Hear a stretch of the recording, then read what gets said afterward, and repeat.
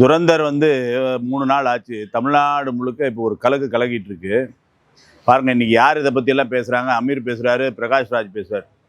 அதான் பாருங்க, உலக புகழ் பெற்ற டைரக்டர்ஸு ராஜமௌலியாக இருக்கட்டும், அல்லு அர்ஜுனா இருக்கட்டும், இன்னும் பல pan India actors, pan India directors எல்லாம் இது மாதிரி ஒரு படம் எடுத்தது ஒரு பெரிய அற்புதம்னு சொல்லிட்டு இருக்காங்க.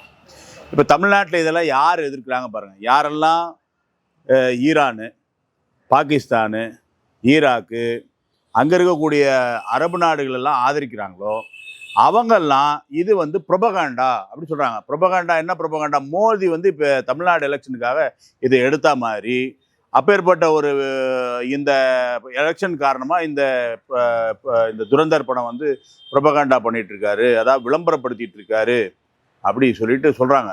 ப்ரொபகாண்டாவாக இருந்தால் தான் என்ன தப்புன்னு கேட்குறேன் நான். நீங்கள் எதையெல்லாம் ப்ரொபகாண்டா பண்ணியிருக்கீங்க? இதுக்கு முன்னாடி ஒரு ஸ்பை ஆக்ஷன் ஃபிலிம் எல்லாம் வந்திருக்கு. யாஷ் சோப்ரா எடுத்தது. ராவும் ஐஎஸ்ஐயும் ஃப்ரெண்டுன்னு எடுத்திருக்கீங்க.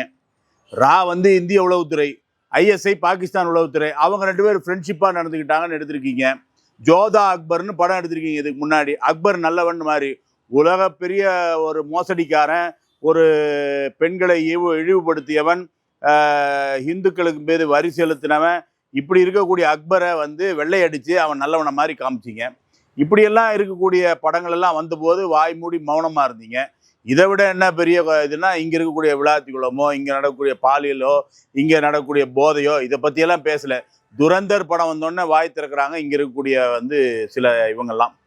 அதனால் இது விளம்பர படமாகவே இருந்தால் கூட என்ன தப்புங்கிறது தான் இங்கே இருக்கக்கூடிய தேசியவாதிகளோட கேள்வி. யோசனை பண்ணி பாருங்கள். 25 வருஷத்துக்கு முன்னாடி விமானத்தை கடத்தி கொண்டு போகிறாங்க. கடத்தி கொண்டு போய் அங்கே இருக்கக்கூடிய எல்லாரையும் பணைய கைதிகளாக வைத்து ஒரு கொலை மிரட்டல் விடுத்து அங்கே எதையும் இது பண்ண முடியாத அளவு, அதாவது பாரத நாடுன்னு பெருமையாக சொல்லக்கூடிய அளவில், இந்தியான்னு பெருமையாக கூட சொல்ல முடியாத அளவில் அந்த காலத்தில் இருந்தது. அது மாறி இன்னைக்கு இது மாதிரியான விஷயங்கள் மேலெழுந்து வரும்போது, தேசிய சிந்தனை மேலெழுந்து வரும்போது என்ன தப்பு? அது பிரச்சாரமாக இருந்தால், விளம்பரமாக இருந்தால் என்ன தப்பு? அந்த படத்தில் ஒரு காட்சி வருது, கடைசியில் பாரத் மாதா கி ஜெய்ன்னு சொல்லிட்டு அவனை சொல்லி அவனை கடைசியில் சுட்டுக் கொள்கிறாங்க. எப்படி ஒரு உணர்ச்சி மிக்க ஒரு காவியமாக அதை சித்தரிச்சிருக்காங்க. இதில் எங்கேயா மோடிஜியினுடைய விளம்பரம் வருது? அவர் பதவியேற்பு விழா வந்ததுனால அது மோடிஜியினுடைய விளம்பரம்னு சொல்லிட்டு சொன்னாங்க. பதவியேற்ற பிறகுதான் இந்த காட்சியெல்லாம் மாறுகிறது.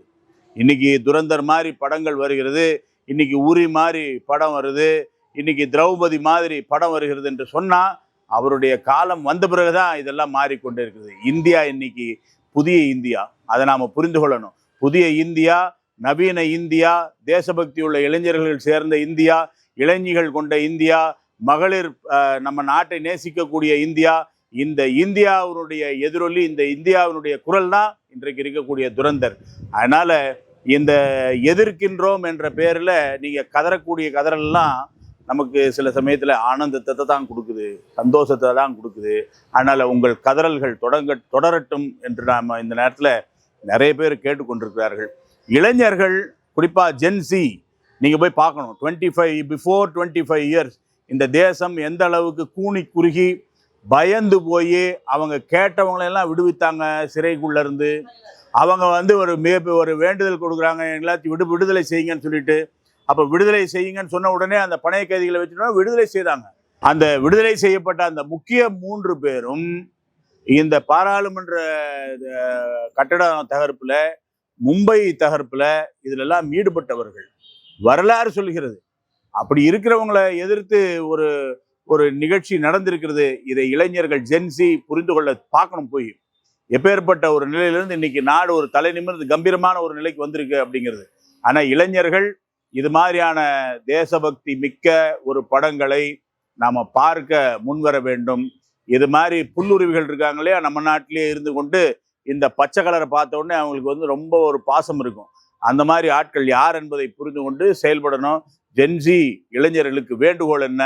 இந்தியா, புதிய இந்தியா உங்களால் தான் புதிய இந்தியா, உங்களால் தான் நவீன இந்தியா. அதனால் அந்த நவீன இந்தியாவினுடைய தலைமுறையை ஒரு தேசபக்தி உள்ள தலைமுறையாக மாற்றக்கூடிய ஒரு துரந்தர் படம் போன்ற ஒரு விஷயங்களுக்கு ரொம்ப நம்ம ஒரு மனமார்ந்த வரவேற்பை கொடுக்கின்றோம். நன்றி, வணக்கம்.